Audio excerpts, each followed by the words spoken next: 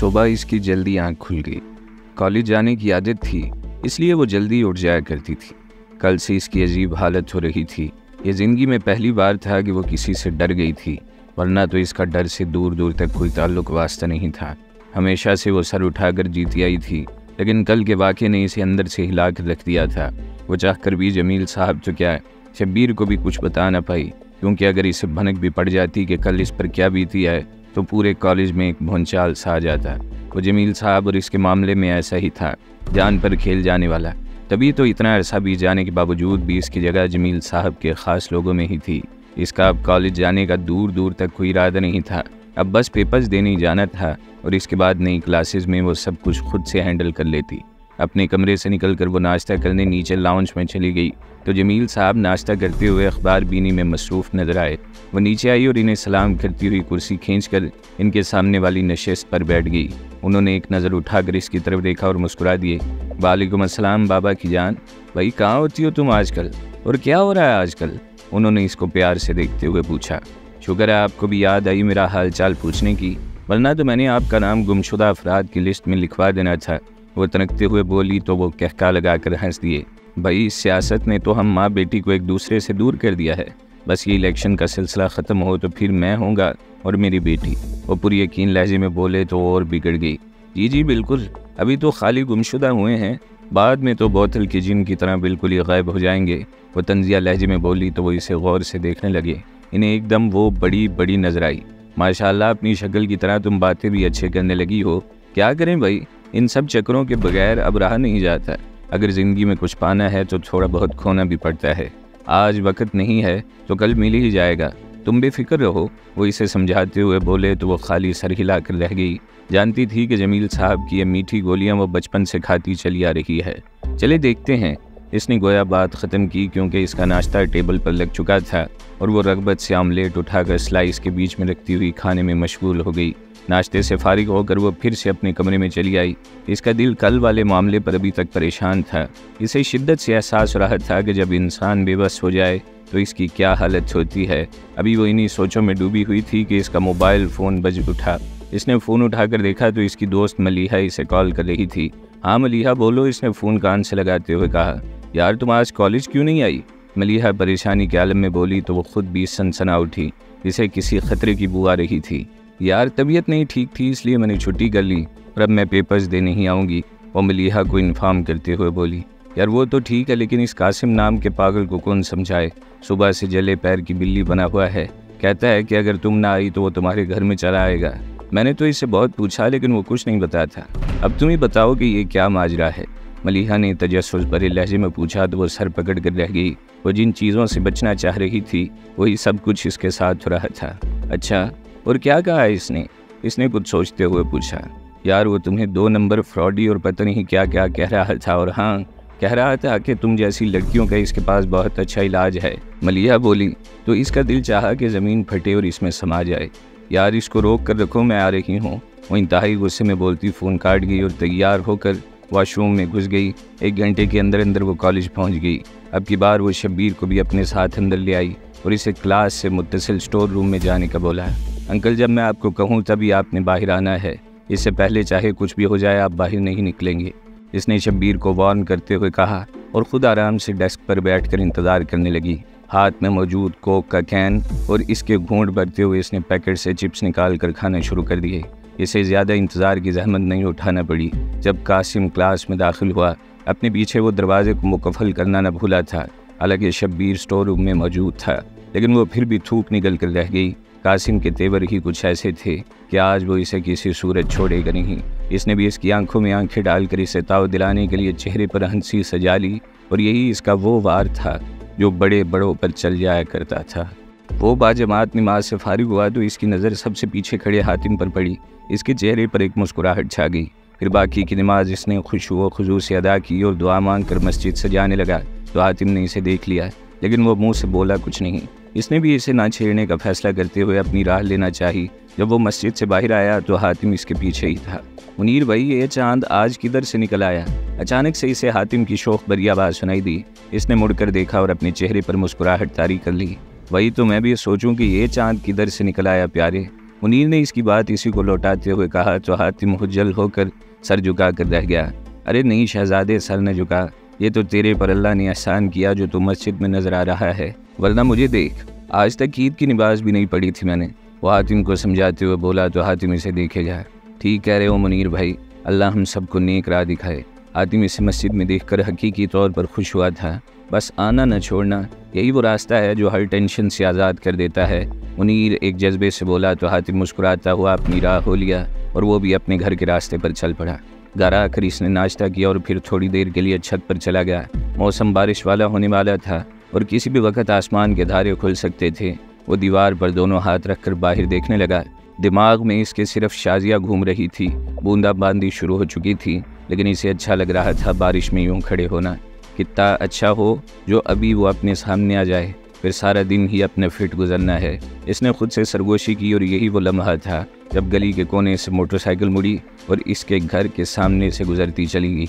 नासिर के पीछे बैठी शाजिया ने बारिश से बचने के लिए हाथों का छज्जा बनाकर आंखों के सामने रखा हुआ था, लेकिन फिर भी इसकी नज़र बारिश में भीगते मुनीर पर पड़ ही गई। वो इसे देखकर मबहूत सा हो चला था, लेकिन जैसे ही शाजिया ने इसे देखा वो फ़ौरन से पीछे हट गया। यह हरकत इससे गैर इरादी तौर पर सरजद हुई थी, वरना वो कहाँ ऐसा था। थोड़ी देर बाद जब वो फिर से दीवार पर आया तो वो कब की जा चुकी थी। अपने को मालूम होता कि ये कबूलियत का टाइम है तो इसे ही मांग लेता। वो सर पर हाथ मारते हुए बोला तो एकदम से इसे अपनी गलती का एहसास हुआ। या अल्लाह माफ़ कर दे, बस ऐसे ही अपनी ज़ुबान फिसल गया। इसने आसमान की जानिब देखते हुए कानों को हाथ लगाया और नीचे चला आया, क्योंकि बारिश ने ज़ोर पकड़ लिया था। फिर तैयार होकर अपनी दुकान की तरफ जाते हुए वो यही सोच रहा था कि आइंदा वो कोशिश करेगा कि इसका शाजिया से सामना ही ना हो।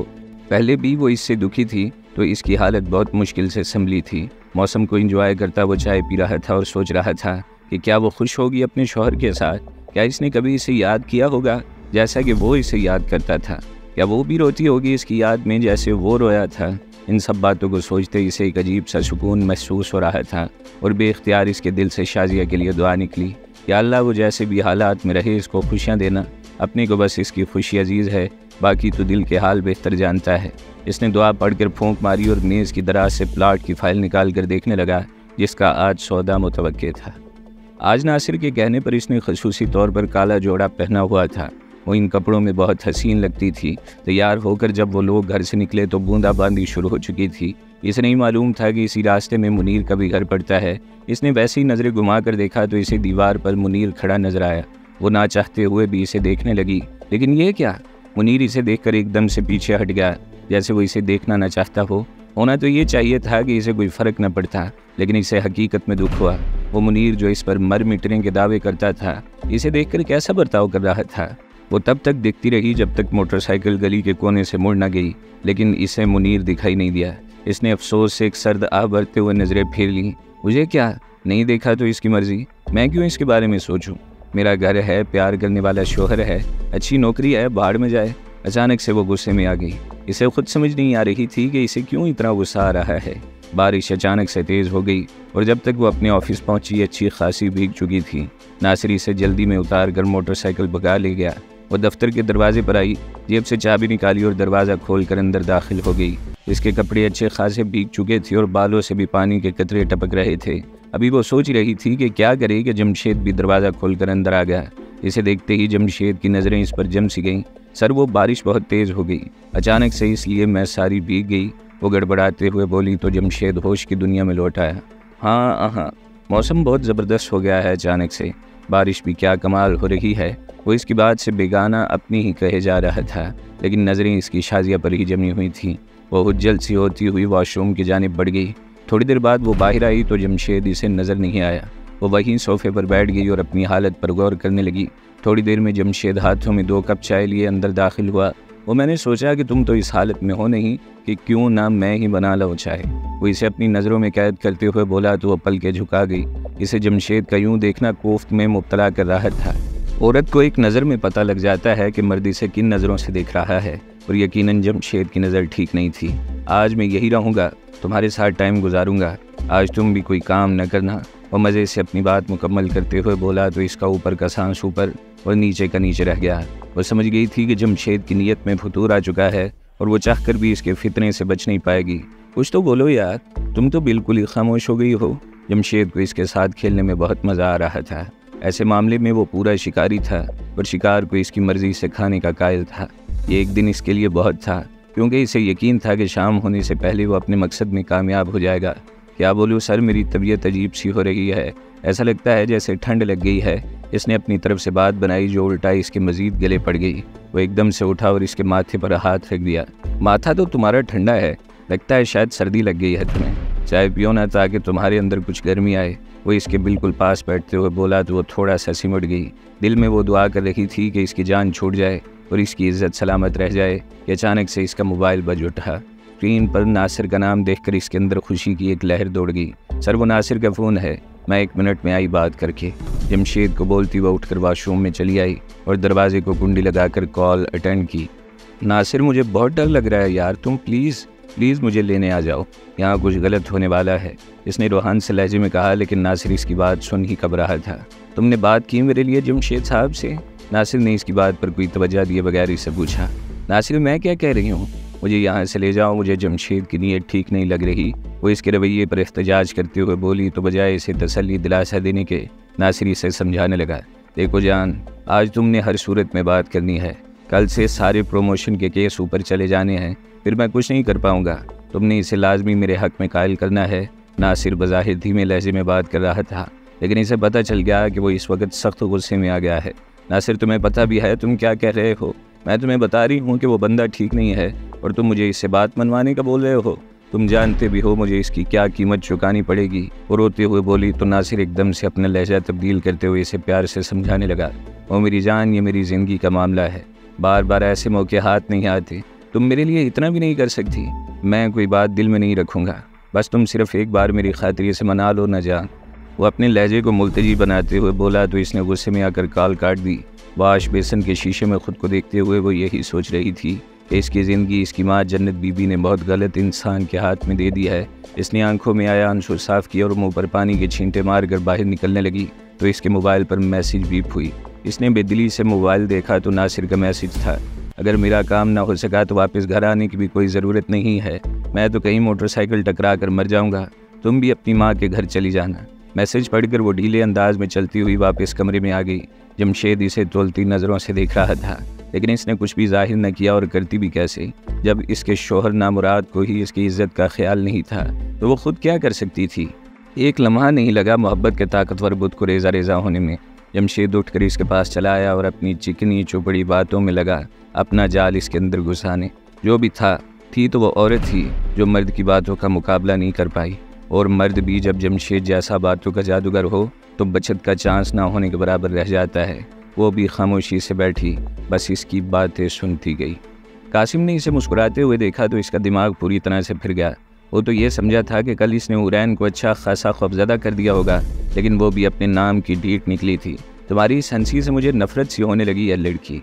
सोचा था प्यार से तुम्हें समझा दूंगा और बात ज़्यादा नहीं बढ़ेगी, लेकिन तुम इंतहाई ढीठ वाक़ई हुई हो। नुकसान उठाकर ये समझोगी तो तुम्हारी मर्जी। वो इसे घूरते हुए बोला तो इसकी मुस्कुराहट हंसी में तब्दील हो गई और वह फिर से हलक फाड़ कर कहके लगाने लगी, जिससे कासिम को पतंगे लग जाया करती। तेरी तो 2 नंबर लड़की। मैं तुझे बताता हूँ कि कासिम को इनकार करने वाली का क्या हाल करता हूँ। वो जारहाना अंदाज में इसकी तरफ बढ़ते हुए बोला तो हुरैन ने हाथ में पकड़ा कोक का टीन पूरी कुव्वत से इसके मुंह पर दे मारा।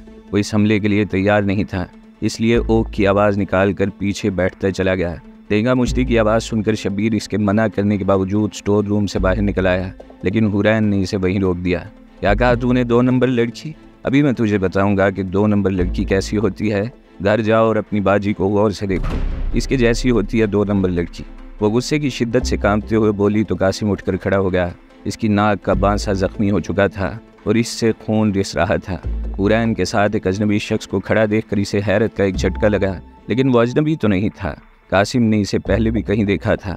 दिमाग पर थोड़ा जोर दिया तो याद आ गया कि इस दिन जमील खाकवानी के साथ यही बंदा तो था जिसने इसे धक्का दिया था, और अभी समझने की कोशिश ही कर रहा था कि शब्बीर ने आगे बढ़कर इसके मुंह पर पूरी कुव्वत से थप्पड़ जमा दिया और फिर वो रुका नहीं। ज़रा सी देर में इसने कासिम की हालत पतली कर दी। जानता है ये कौन है? तुझे पता भी है हराम की औलाद ये किसकी बेटी है, और तुझे मालूम भी है किसी गंदे खून की पैदावार के तू किससे पंगा लेने की कोशिश कर रहा है? शब्बीर इसे मारता जा रहा था और इससे पूछता जा रहा था, जबकि वो मार खा खा कर ज़रा सी देर में अधमुआ हो चला था। बस कर जाएं अंकल, आप बाहर जाएं, मैं इससे बात करके आती हूँ। वो संजीदा लहजे में बोली तो शब्बीर सर झुकाकर बाहर जाने लगा। अचानक वो दोबारा से मुड़ा और एक और थप्पड़ इसकी गद्दी में जमा दिया। ओहो, बस करें अंकल, आप बाहर जाएं, मैं आ रही हूँ। अब की बार वो गुस्से में बोली तो शब्बीर खामोशी से बाहर निकल गया। हाँ तो मिस्टर कासिम, मैंने तुमको बोला था ना कि इतना ही करना जो बाद में तुम बर्दाश्त कर सको। मैं कभी भी ये रवैया ना अपनाती अगर तुम मुझे मजबूर न करते, लेकिन तुमने मुझे अब जिद करना शुरू कर दिया था, इसलिए ये ज़रूरी था कि तुम्हें थोड़ा सबक सिखा दिया जाए। तो सुनो, मैं हुरैन जमील खाकवानी की बेटी हूँ और जिस कॉलेज में तुम पढ़ते हो वो मेरे बाप का है। मैं चाहती थी कि ये हकीकत कभी ना खुले, क्योंकि मैं शो ऑफ करने वालों में से नहीं हूँ, लेकिन तुमने हद ही क्रॉस कर दी तो मेरे पास कोई चारा नहीं था। अभी भी मैं तुम्हें एक मौका और देती हूँ, इस बंद कमरे में जो कुछ हुआ भूल जाओ और यही तुम्हारे लिए बेहतर है। लेकिन अगर तुमने मुझे आइंदा परेशान करने की कोशिश की या इस कॉलेज में किसी को पता चला कि मैं कौन हूँ और किस घराने से मेरा ताल्लुक़ है, तो फिर तुम्हें तुम्हारी खैर नहीं। उंगली उठाकर कासिम को वार्न करती हुई क्लास से निकल आई और वो होंक बनाई से जाते हुए देखे गया। अल्फाज इसके मुंह में गुम हो चुके थे और वो समझ नहीं पा रहा था कि इसके साथ ये क्या हो गया। लेकिन एक बात इससे अच्छी तरह से समझ आ गई थी कि हुरैन का हंसना बेमानी नहीं था। वो बहुत बड़ी मछली थी जो इसकी छोटी छोटी धमकियों को हंसी में उड़ा देती, वरना इसकी जगह कोई और होती तो ये सब इसके साथ बहुत पहले हो चुका होता। अब क्या करना है इसका मैडम जी? शब्बीर ताबेदारी से बोला तो वो हंस दी। बच्चा है, समझ आ गई होगी इसे। आज के बाद जहाँ से मैं जा रही होंगी ये अपना रास्ता ही बदल लेगा। वो बेफिक्री से बोली तो शब्बीर को इस पर बेइंतहा फ़ख्र महसूस हुआ। और वो थी जिसने बहुत मजबूरी की हालत में अपना आप जाहिर किया था। और एक जमील साहब थे जो बात बेबात अपनी अमारत की शान में कसीदे पढ़ने जारी रखते। वो सर झुकाकर इसके साथ कदम मिलाकर चलने लगा और गाड़ी तक पहुंचते हुए इसने भाग कर पिछला दरवाज़ा खोला तो वो एक शान बेनियाजी से पिछली सीट पर बैठ गई। शब्बीर दरवाज़ा बंद करके ड्राइविंग सीट पर आया और गाड़ी स्टार्ट करके आगे बढ़ा दी। हातिम को कुछ समझ नहीं आ रहा था कि क्या करे। वो जितना सोचे जा रहा था इतना ही इसका दिमाग माऊफ हो चला था। बैंक से सारी मालूमात लेने के बाद इसी के नाम से बैंक में अकाउंट खुल चुका था, जिसमें लगभग 4 करोड़ से कुछ ऊपर की रकम आई थी। अब वो सोच रहा था कि वो करोड़पति तो बन गया है, लेकिन इस 4 करोड़ से वो करेगा क्या? सब बिजनेस इसने देख लिए थे, लेकिन पैसा लगाने की कोई जगह इससे नज़र नहीं आ रही थी। पहले तो इसने सोचा कि वो भी परवेज़ साहब जैसा कोई स्टोर खोल ले, लेकिन इसे कोई तजर्बा नहीं था कि माल कहाँ से उठाया जाता है और निज़ाम कैसे चलता है। इसे तो सिर्फ सेल्समैनी का तजुर्बा था और वो सिर्फ यही कर सकता था। इसने बारहा सोचा कि परवेज़ साहब से मदद ले, लेकिन इसके दिल में डर था कि इन्हीं के बॉन्ड से वो अमीर हुआ है। कहीं ऐसा ना हो कि वो किसी किस्म की इंतकामी कार्रवाई पर उतराएं। लेकिन उन्होंने इसकी हर मोड़ पर मदद की थी, इसलिए अपनी बात की नफ़ी करता हुआ अपने स्टोर की जानिब चल दिया। स्टोर पहुंचकर इसने सीधा परवेज़ साहब के कमरे का रुख किया। दरवाजे को दस्तक देता अंदर दाखिल हुआ तो परवेज़ साहब किसी से फ़ोन पर बात कर रहे थे। अम्मा यार, अपनी किस्मत ऐसी कहाँ, आजकल तो जिस चीज़ में भी हाथ डाल रहा हूँ मिट्टी ही हो जाती है। वह हस्बे आदत 4 मिसालों का पान चबाते हुए अफसोस भरे लहजे में बोले तो हातिम के कान खड़े हो गए। इसे देखते ही उन्होंने अपनी बात मुख्तसर करते हुए फ़ोन बंद कर दिया। हाँ मियाँ, आज तुम टाइम से नहीं आए और अब आए भी तो सीधा मेरे पास आ गए। सब खैरियत तो है ना? उन्होंने जुगाली करते हुए इससे पूछा तो वह मुस्कुरा उठा। जी सर, अब बस मेरे यहाँ से जाने का वक्त आ गया है, इसलिए आपसे इजाज़त लेने आया हूँ। वह मुस्कुराते हुए बोला तो परवेज़ साहब इसे नासमझी से देखे गए। क्या कह रहे हो मियाँ? अरे हमसे कोई गलती हो गई है जो तुम ऐसा कर रहे हो हमारे साथ? परवेज़ साहब पान की पीक हाथ में पकड़े शापर में उंडेलते हुए मसनूई गुस्से से बोले तो वह खुलकर मुस्कुरा दिया। सर जी, मेरे कहने का ये मतलब है कि मैं नौकरी छोड़ रहा हूँ। आपसे मैंने बहुत कुछ सीखा है और अपना खुद का काम करने के बारे में सोच रहा हूँ। वो शर्माते हुए बोला तो परवेज़ साहब के कान खड़े हो गए। अम्मा यार, कोई कारून का ख़जाना हाथ लग गया है क्या, या बहुत ही हलवा है अपना खुद का काम करना? कुछ बताओ तो सही यार। वो इसे हैरत से देखते हुए बोले तो इसने भी खुलकर बात करने का फ़ैसला कर लिया।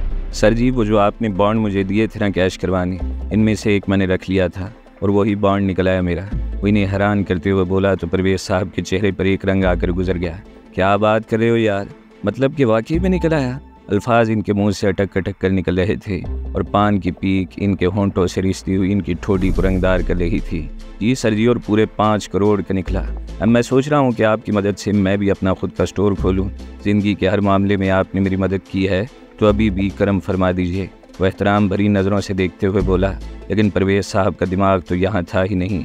इन्हें बस यही सोच खाई जा रही थी कि जैसे गरीब और इनके टुकड़ों पर पलने वाले यतीम लड़के का इतना भारी नाम कैसे निकल सकता है। थोड़ी देर वो ख्यालों में खोए रहे और फिर इसके मुतवज्जा करने पर दोबारा से होश की दुनिया में आए। यार ऐसा करो, तुम कल आओ यहाँ मेरे पास, हम दोनों मिल बैठ कर इस पर गुफ्तगू करेंगे और मैं तुम्हें सही सिमत बताऊंगा कि कारोबार कैसे किया जाता है।